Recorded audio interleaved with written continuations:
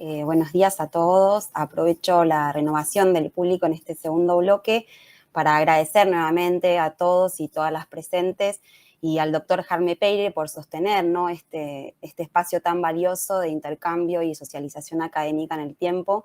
e invitarnos a participar en esta oportunidad. Bueno, me presento brevemente. Mi nombre es María Belén Boeto. Soy actualmente estudiante de doctorado en Historia de la Universidad y becaria CONICET, radicada en el Instituto de Estudios Históricos. Formo parte del programa de estudios históricos del peronismo que dirige Carolina Barri, quien es también mi directora de beca, e integro el nodo UNTREF de la Red de Estudios sobre Peronismo. Además, soy miembro de los grupos de investigación que Javier Salcedo y Gustavo Castañola coordinan en la universidad, y más recientemente, en función de mi objeto de tesis doctoral, la demanda por la liberación de presos políticos en Argentina entre 1966 y 1977, me incorporé a la red de estudios sobre represión y violencia política que coordinan Gabriela Águila, Pablo Escatiza y Santiago Garaño, este último también parte del cuerpo docente de la UNTREF y una referencia ineludible en el campo de los estudios sobre prisión política. La presentación del día de hoy me voy a referir a las principales ideas y líneas argumentales que atraviesan mi trabajo final de máster,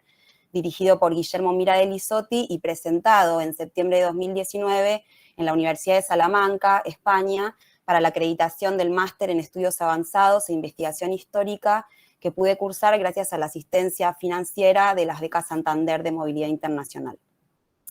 El trabajo parte de una observación constitutiva referida a la pregnancia de un sentido común acerca del proceso de movilización y radicalización de los años 60 y 70,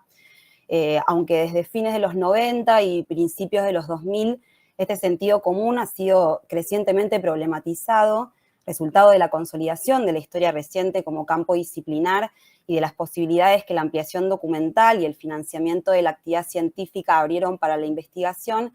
Se observan todavía persistencias, por ejemplo, en la periodificación, una operación mediante la cual, según Portelli, suelen individualizarse bloques temporales determinados por un hecho clave, a partir del cual la historia se organiza en un antes y un después. Esto se aplica, por ejemplo, ¿no?, al momento 76, pero también puede ser pensado para otros, como el Cordobazo en 1969 o el regreso de Perón a la Argentina en julio de 1973, que aparecen como ordenadores del relato histórico.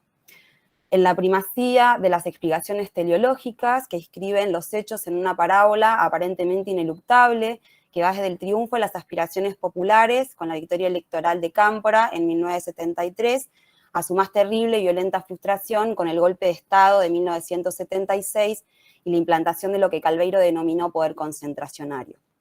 Lo podemos ver también en la esencialización de las identidades políticas y su reducción a la polaridad que expresa la opción entre la izquierda y la derecha, en el uso acrítico de términos y la escasa reflexión sobre el carácter analítico o nativo de las categorías utilizadas, por ejemplo, con relación al sentido unívoco que frecuentemente se le asigna a juventud peronista, montoneros, tendencia revolucionaria, izquierda peronista, o como oportunamente advirtiera Quiroga, en el uso de categorías blandas como politización, peronización y radicalización. Se evidencia, por último, en la pervivencia del relato descriptivo por sobre la explicación, lo que resulta en una simplificación a veces excesiva del papel que jugaron los diferentes actores y del carácter de las relaciones que trabaron entre sí. Sintomático de esto es, por ejemplo, la caracterización del vínculo entre Perón y los sectores revolucionarios del movimiento en términos de manipulación, engaño mutuo, ingenuidad y hasta mala fe. A esto debemos sumar un problema más amplio que tiene que ver, tal como lo ha señalado Laclau, con la desestimación del populismo como fenómeno y su relegación a los márgenes de la explicación social. Creo que pensarlo, como propone el autor, como un modo de construir lo político, puede contribuir a superar las explicaciones ancladas en el terreno de las subjetividades y posibilitar la aprehensión conceptual del tipo de racionalidad inherente al discurso populista. El mayor obstáculo con el que me topé al momento de conseguir mi trabajo fue la enorme cantidad de fuentes, su dispersión y hasta llegar en ocasiones a su radical descontextualización.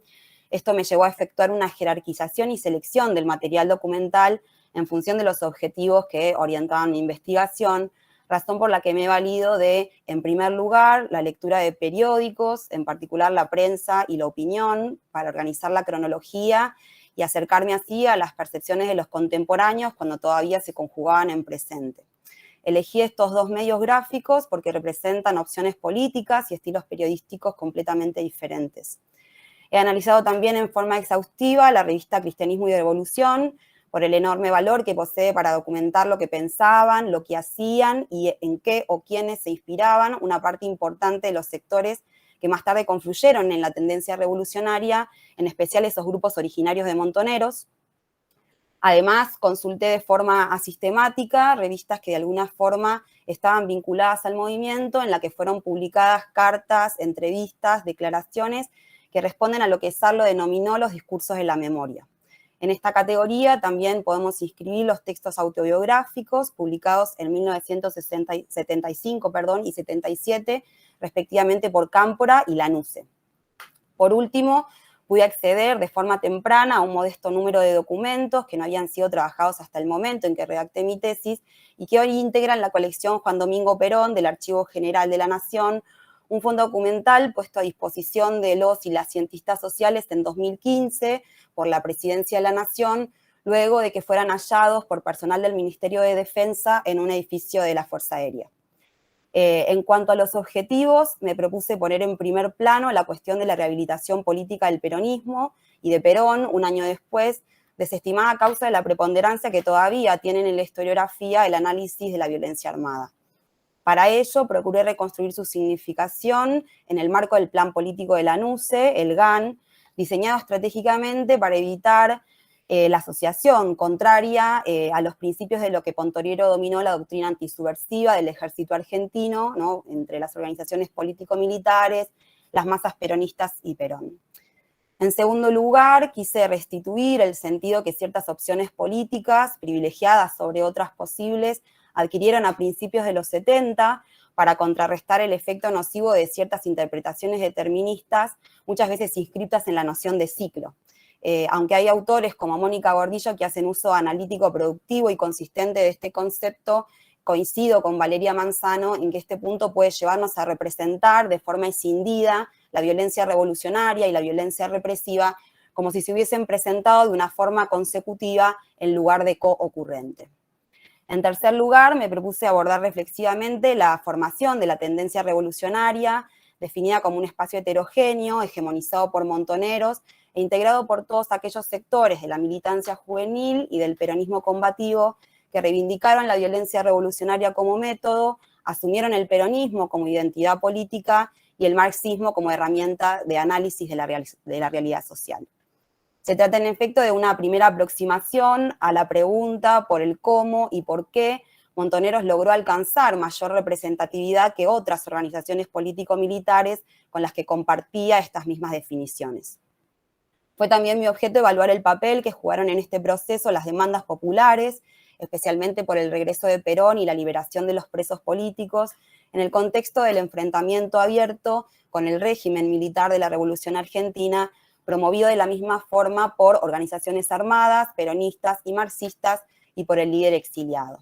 A mi entender, esta coyuntura particular fue la que favoreció la formación de una frontera interna y la definición de un espacio fracturado en el cual, siguiendo nuevamente a Laclau, hunde sus raíces el discurso populista orientado a la construcción del pueblo por la expulsión de aquello que la totalidad misma repele.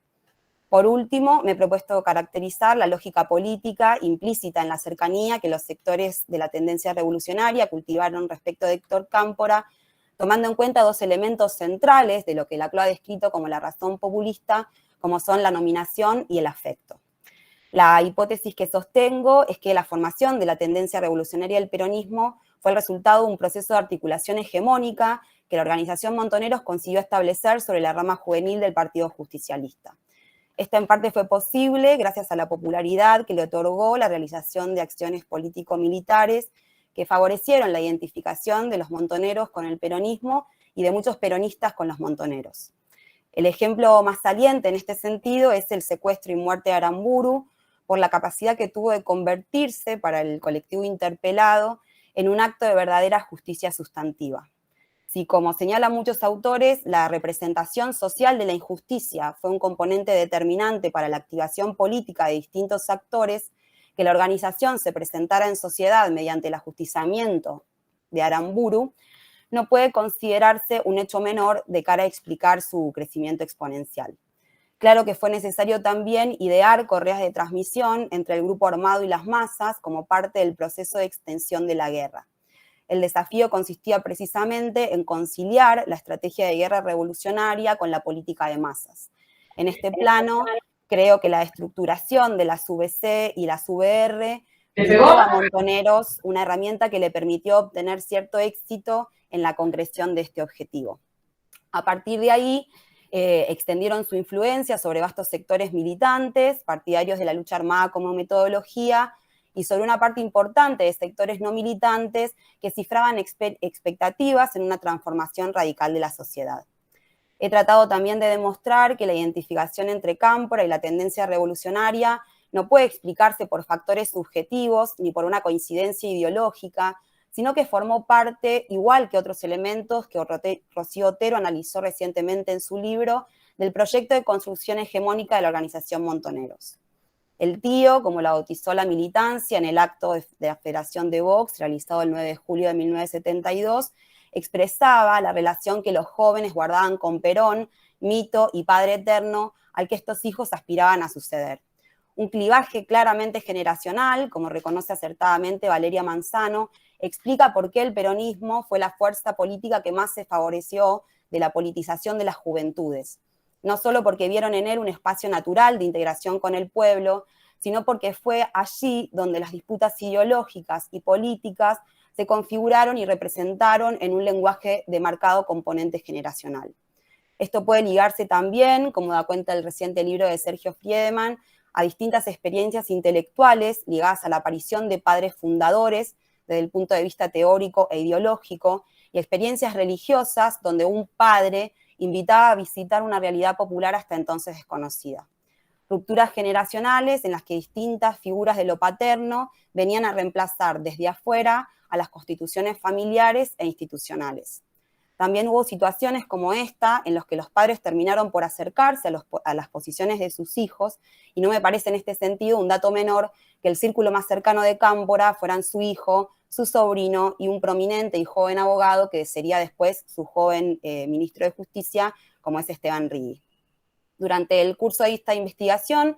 en cuanto a la proyectiva, ¿no?, que tiene este trabajo para lo que va a ser posteriormente mi trabajo de tesis doctoral,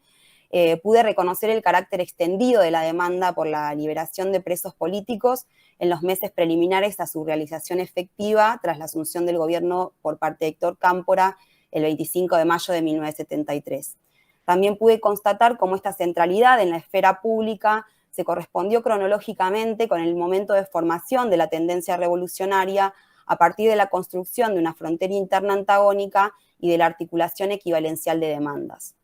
Debido a que el interés de este trabajo, del trabajo de máster, se dirigía al proceso de construcción hegemónica y a establecer una posible significación, ¿no?, para el acercamiento entre Cámpora y los sectores del peronismo revolucionario hacia 1972, me resultó imposible e incluso inadecuado para los objetos de esa investigación profundizar en el papel específico que jugaron las demandas y de forma central la libertad de los presos políticos en la coyuntura abordada, ¿no?, la coyuntura del 71-72. Aunque muchos autores aluden a este extenso y multiforme sentimiento de solidaridad que convocó la consigna en una porción vasta de la sociedad civil, persiste todavía un grado de indefinición sustantiva en relación con las razones que podrían explicar la inscripción de esta demanda en el terreno de lo popular, así como su posterior marginación desde 1974 en adelante. En este sentido, y no obstante los considerables aportes realizados al conocimiento y a la investigación del pasado reciente, y en particular de esta área temática, creo que todavía existen algunos hitos, ¿no?, algunos hiatos ahí historiográficos, donde, bueno, uno puede proyectar una intervención como la que yo me propongo para la elaboración de mi tesis doctoral. Muchas gracias.